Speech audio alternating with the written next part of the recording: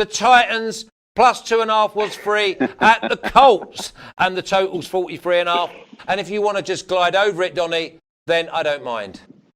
Yeah, this is one of these that usually like Flash, right? Those home teams, Indianapolis always plays much better at home than they do on the road. Now a little bit handicapped. Obviously, Eric Ebron goes to IR, and also doesn't look like you might even get T.Y. Hilton in this football game. Still complaining about that calf injury. That doesn't set up well because, Flash, when we look at the Tennessee Titans, don't get confused with the Kurt Warner best show, greatest show on turf Rams, the way they're all of a sudden showing up. Look at last week, 42 points, 35 points, 20 points, 27, 23. It's an offensive smorgasbord now with the Tennessee Titans finally getting healthy on the offensive side of the football. They do lose Cameron Wake on defense to IR, but the defense is performing well. This is a hot football team coming in. I got to tell you, Indianapolis Colts have been playing some pretty good defense. They have a sensational coaching staff. Jacoby Brissett's going to make enough plays, but I have to tell you, I think the Tennessee Titans are the more talented football team in this game. Now, the one thing always holding you back is how much the Colts absolutely dominate the Tennessee Titans in their career. You try to take that bias out.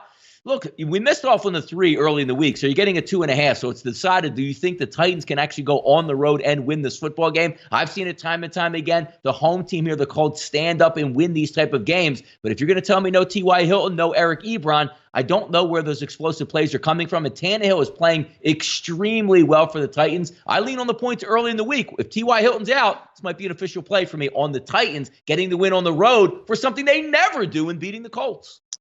Yeah, you're a brave man. I mean, if I didn't know you better, I'd think you've been on the sauce all night coming in here and telling me the Titans have won. They're going to win on the road against the biggest homers in the NFL with the Colts. And then I look and I think, wow, 43.5 is the total at the moment, but Bookmaker have gone out on their own at 44.5. Are we looking at the over for 43.5? It seems low. I agree with you on that.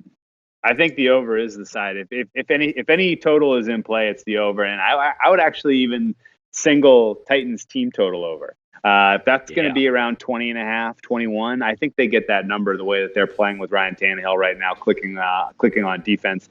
You look at the way that the game script went for the Colts when they were playing against the Texans, and they were very, very conservative in their offense. They were doing a lot of running plays. They were running the ball down, running the clock out and trying to keep away from Deshaun Watson, because I think they knew that the limitations and the injuries that have befallen their pass defense make them extremely vulnerable. I think in the first matchup, the Titans would have gone over 20 easily if they had Ryan Fitzpatrick in instead of Marcus Mariota. I'm sorry, Ryan Tannehill in instead of Marcus Mariota. Probably Ryan Fitzpatrick too. Marcus Mariota has been one of the worst quarterbacks we've seen in the NFL this year. But now with Tannehill clicking and with the late season surge, that seems like an annual tradition here with Derrick Henry running over linebackers and defensive backs late in the season. I think this does set up pretty well for a nice offensive showing out of the Titans, and I'm probably going to be backing Titans team total over. We'll call it 20.5. Yeah, I think 20.5 is quite civil, because I think that both of these teams, they'll be free flowing. They'll just go out, enjoy themselves. You go, we go. Let's not get too roughed up. Our season's already done and dusted.